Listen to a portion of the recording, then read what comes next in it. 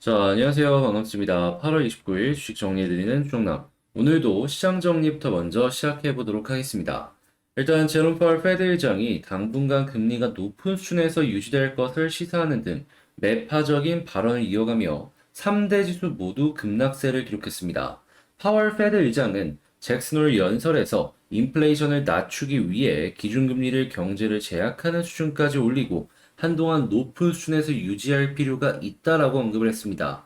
파월 의장은 물가 안정을 회복하려면 당분간 제약적인 정책이 유지되어야 할 것이라며 역사적인 기록은 너무 일찍 완화하는 것에 대해서 강하게 경고하고 있다라고 밝혔습니다. 이어 인플레를 낮추기 위해서는 약한 성장세가 지속되는 기간이 필요하다며 이 일이 완료됐다고 확신할 때까지 지속할 것이다라고 언급했습니다. 아울러 지난 7월에 다음 회의에서도 또 다른 이례적인 큰 폭 인상이 적절할 수 있다고 말했다며 9월 금리 결정은 입수되는 전체 지표와 전망의 변화에 달려있다고 언급했습니다.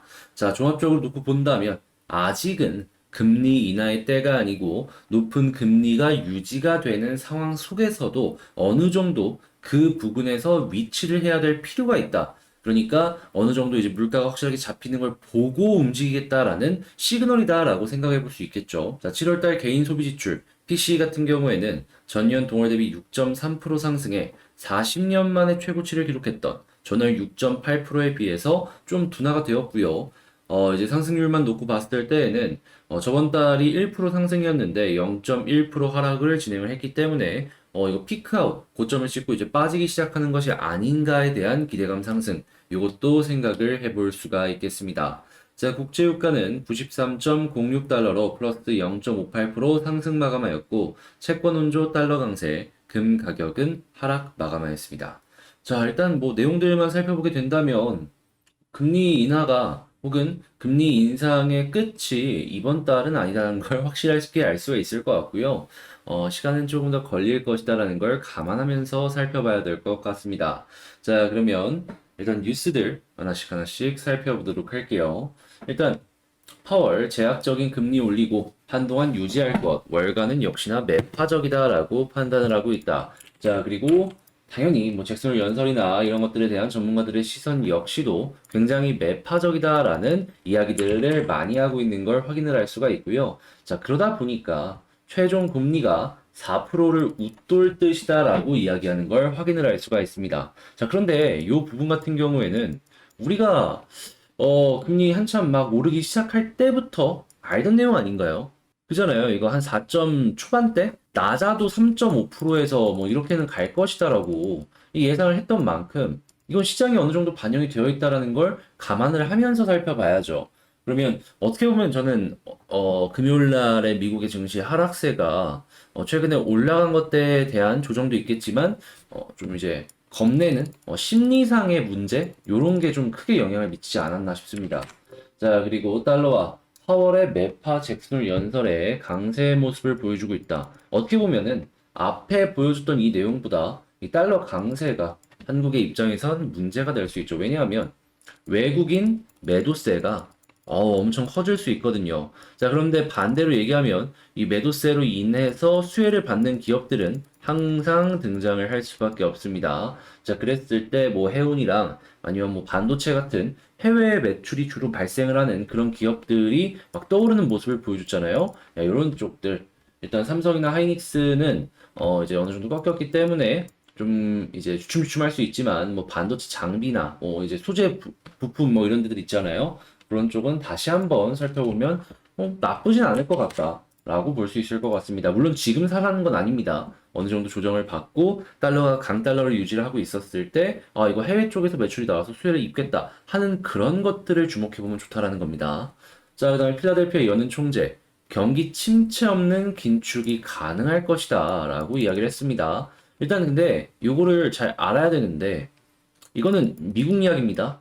한국이나 유럽 그리고 중국은 다른 이야기예요.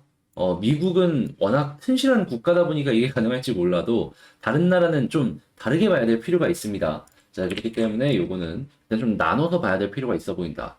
자, 그리고 PC 이 소비자 가격 지출, 다시 개인 소비 지출, 아까 말씀드린 그 내용인데 일단은 피크를 찍고 둔화되는 모습이 보여지기 있어요. 이 지표가 금리를 인상할 때 굉장히 중요한 이 포인트가 되어주는 내용이기 때문에 이건 좀 여러 가지 방면으로 좀 봐야 되는데 뭐 경기 침체가 되었는데 소비가 좋다라고 하면 여전히 소비 살아있다 뭐 이렇게 볼 수도 있는 것이고 경기가 계속해서 일정 수준을 유지하고 있는데 근데 이제 소비 지출 액수가 좀 떨어진다라고 한다면 물가가 어느 정도 잡히다 보니까 소비 그 내력들이 조금씩 빠지는 것이다 막 이런 식으로 볼 수 있기 때문에 여러분들은 이제 다양한 시선으로 이 PC를 봐야 될 필요가 있어 보인다. 이거 말고 이제 봐야 되는 건 소비자 물가 지수랑 PPI까지. 이 외에도 봐야 될 건 많지만 일단 요거 세 개 정도 보시면 웬만한 지표들은 읽을 수 있는 눈이 생겼다라고 보실 수 있을 것 같습니다. 자, 그 다음에 애틀란타 연준총재 PC 지표에 9월달 50bp로 기울어 금리 인하 시기상조. 그러니까 금리 인하에 대한 기대감 때문에 뭐 오르는 건 모르겠지만 중요한 건 50bp 되면은 이거는 호재입니다. 물론 이게 될지 안 될지는 이게 공수표로 끝날 수도 있다 보니까 확신은 할 수 없겠지만 지금 75bp로 완벽하게 기울고 있거든요. 요거 50bp로 기우는 모습이 보여줬을 때 한번 이렇게 반등하는 그림 나올 수 있다라는 거 기대해 보시면 좋겠고요. 일단 바이오가 빠지는 부분은 여러분들 확실하게 아셔야 되는 게 얘뿐만 아니라 기술주, 미래 성장주 다 안 좋습니다. 왜냐? 이 2차 전지 같은 경우에는 이 향후에 나오는 매출이 다 이제 바뀌잖아요. 왜냐하면 그걸 다 사간다라는 사람들이 있으니까. 근데 기술주나 바이오 같은 경우에는 누군가가 사가는 게 아니라 단순하게 이제 우리는 이렇게 성장을 할 겁니다라는 비전을 보여주면서 이렇게 계속해서 이제 이 시장에 있는 건데 이런 기업들이 올라가려면 시장의 유동성이 많아야 됩니다. 그래야지 이 많은 유동성이 이 미래 가치를 보고서 투자를 해주죠. 근데 만약에 유동성이 떨어지면 이 미래 성장을 보고서 투자를 잘 안 해요. 그러면 유동성이 많았을 때 올라갔던 것 그대로 빠질 가능성이 높다라는 것이죠. 그러면 바이오의 그 시기는 언제냐? 그쵸. 금리 인하 막 한다라고 했을 때 그때부터 본격적인 상승이 기대가 될 수가 있을 것이다. 그러니까 한동안 2년 동안은 진짜 정말 센 바이오 아니면은 쉽게 접근 안 하는 게 좋을 것 같아요. 섹터 전체가 올라가기 위해선 금리나 시그널이 나와야 됩니다. 자, 그러면 요렇게 시장 분석 한번 싹 해봤는데 힘든 시장이지만 여러분들께 도움이 될 수 있는 정보들 위주로 한번 가지고 온 만큼 도움이 되었다면 구독과 좋아요, 알림 설정까지 한 번씩 부탁을 드리고요. 자, 그러면 본 내용 시작을 하도록 할 텐데 여기 영상 소개란 아래에 그 보면은 텔레그램 링크 하나 있거든요. 여기 공부할 수 있는 방이에요. 그냥 뭐 많은 건 아니고 이렇게 공부할 수 있는 내용들 하나씩 하나씩 제가 올려드리고 있으니까 이런 거 같이 보고 싶다라고 하시면 입장하셔가지고 그냥 보시면 되겠네요. 저도 이제 약간 어떤 느낌일까요? 그냥 공부할 만한 내용들 이거 기억해 놓으면 좋겠다 하는 것들을 이렇게 올려놓는 거니까. 자, 그러면 개별 종목 한번 보도록 할게요. 자, 안녕하세요. 반갑습니다. 제가 이번에 가지고 온 종목은 두산 에너빌리티를 가지고 왔습니다. 야, 오늘 11선 딱 이탈을 했을 때 제 개인적인 생각은 뭐였냐면 끝난 건가? 근데 어떻게든 이 회복을 시키더라고요. 그러면서 11선 위에서 현재 횡보해주는 모습이 보여주고 있는데 이거 저는 되게 강한 모습, 강한 시그널 이렇게 보고 있거든요. 자, 그렇다라는 건 이런 모습이 안 좋은 시장에서 보여지면 추가적인 상승도 가능성적인 부분에 있어서 괜찮다라고 말씀을 드릴 수가 있을 것 같은데 현재 나온 뉴스들이랑 지금 어떤 걸 조금 보면 좋을지 하나씩 살펴보도록 할게요.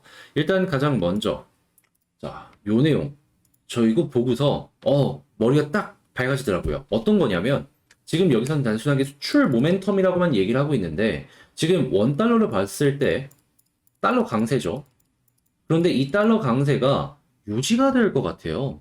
왜냐하면 지금 이번에 파월 의장이 또 이야기를 한 걸 살펴본다면 매파적인 기조를 계속해서 이어갈 것이다라고 보여지고 그리고 이 높은 환율을 다시 높은 금리를 계속해서 유지를 할 것이다라고도 얘기를 하고 있어요. 자, 그리고 이것저것 봤을 때 최고 금리를 4% 이상이 될 것이다라는 얘기도 계속해서 나오고 있다 보니까 미국은 긴축이 계속되겠구나라고 하는데 한국 같은 경우에는 반대로 50bp가 아니라 25bp씩만 계속해서 인상을 하다 보니까 이 차이는 계속해서 벌어질 수밖에 없고 이거는 다 원달러 환율에서 이게 모양을 보일 것이다 라고 생각이 든단 말이에요. 그러면 이 뒤늦게 따라갈수록 달러 강세는 계속해서 길어질 것이다 라고 볼 수가 있고, 그랬을 때 해외 수출 기업들 같은 경우에는 이게 다 실적으로 돌아올 겁니다.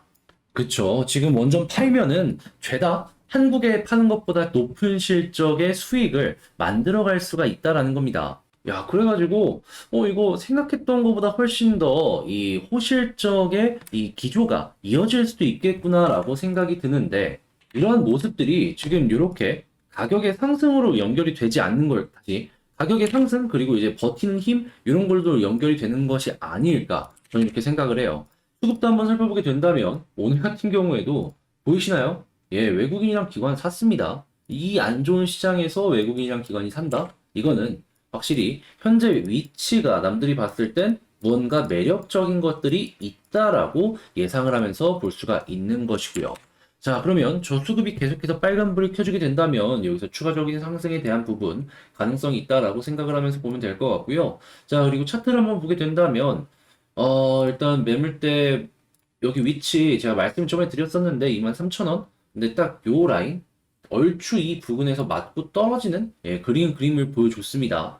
자, 근데 완벽하게 아직 끝났다라고 보기에도 어려운 건 뭐냐 하면 만약에 이렇게 맞고 떨어지면은 정말 힘이 안 좋았다? 라고 했을 때 그냥 이렇게 쭉 빠지는 그림이 보여지곤 하는데 지금은 일단 가격을 버텨주는 모습이 보여지고 있잖아요. 그러면 일단 한 번 더 시도해줄 가능성은 존재를 한다라는 겁니다. 했을 때 지지라인 어떤 걸 보면 좋냐? 11선. 근데 지금 두 번 정도 이탈했다가 회복을 한 것이기 때문에 세 번째는 큰 하락이 나올 수 있으니 11선 이탈 시에는 어느 정도 비중 조절도 이제 단기 생각하시는 분들은 고려를 하시면 좋을 것이다. 자, 근데 만약에 11선 이상으로 가져가려고 한다라고 한다면 정말 큰 흐름은 여기 481선까지긴 한데 너무 머니까 21선까지 보시면 좋을 것 같네요. 혹은 61선까지도 괜찮습니다. 그래서 이제 10, 20, 60은 여러분들 취향에 맞춰서 보시면 될 것 같고, 자, 그 다음 이제 올라가는 흐름이 보여졌을 때 어디를 뚫어야 되냐, 요걸 살펴봐야 될 것 같은데, 일단 여기 전 고점만 뚫는다라고 해가지고, 여기가 이제 매물대를 소화를 다 했다? 그 절대 아닙니다. 절대 그렇게 생각하면 안 되고, 가장 매물대가 많이 쌓여있는 위치가 어딜까를 생각을 해본다면, 못해도 23,500원, 여기를 뚫고 나서 이 위에서 자리를 잡고, 그리고 난 다음에, 한 24,500원? 여기 부근 있죠. 여기까지는 시도를 해줘야지, 이 아래쪽 매물대는 다 소화를 했고, 그 다음을 뚫기 위해서 움직이는 것이구나, 라고 생각을 할 수 있을 것 같아요. 그리고 나서 여기까지 뚫어주게 된다면, 본격적으로 그 이상을 노려보기 위한 움직임을 기대할 수가 있는 것이고요. 자, 그러면 지금 방금 말씀드린 걸 가지고 총정리를 해보자면, 현재 나오는 뉴스들만 봤을 땐 이 호재가 장기화될 것 같다. 그렇기 때문에 매우 좋은데, 차트를 봤을 때 혹시나 11선 이탈하는 모습이 보여지게 된다면 추가 하락 나올 수 있으니 조심해라. 근데 조금 더 길게 보겠다라고 하면은 취향에 맞춰서 21선 혹은 61선까지 보셔라. 그리고 나서 이 지지라인 이탈 없이 계속해서 이제 올라가주는 모습이 보여지게 된다면은 일단 첫 번째 이전에 저점이라고 할 수 있는 다시 이전에 고점이라고 할 수 있는 23,000원이 아니라 그 다음 스텝이라고 볼 수 있는 23,600원 뚫었을 때, 현재 위치에 매물은 다 뚫었구나. 자, 그러면 여기를 뚫었을 때에는, 자, 그 다음 스텝 24,700원까지 한번 노려보면 좋을 것이다. 라고 말씀드리면서, 요 라인들 꼭 기억을 하시며, 여러분들이 향후에 전략을 짜나가시면 좋을 것 같습니다. 그리고 여기 다 뚫고 나서, 한 25,700원까지 돌파를 해주게 된다면, 그 다음 스텝으로는 최고점 있잖아요. 뭐 3만 원 넘는데 여기까지 가능하니까 단순하게 맞는다라고 해서 전 던지는 게 아니라 맞고서 이탈하는데 여기 도대체 못 갈 것 같다 라고 했을 때 수급도 이상하면 거기서 던지는 거 그렇게 하시면 될 것 같습니다. 자, 이거 두산 에너빌리티 여러분들께 도움이 되었다라고 생각을 하신다면 구독과 좋아요, 알림 설정까지 한 번씩 부탁을 드리고요. 제가 지금 경우의 수들까지 딱 정리를 해서 여러분들께 제공을 해드리고 있는 만큼 이게 나한테 도움이 되었다라고 한다면 1.4만 명까지 구독, 좋아요 안 누르신 분들 한 번씩만 눌러주세요. 1.4만 명. 지금 1000명 늘리기가 너무 힘든데 한번 가보고 싶네요. 자, 그러면 전 다음에 더 좋은 영상으로 다시 인사드리겠다라고 말씀드리면서 영상 여기서 마치도록 하겠습니다. 자, 끝까지 시청을 해주셔서 매우 매우 감사합니다.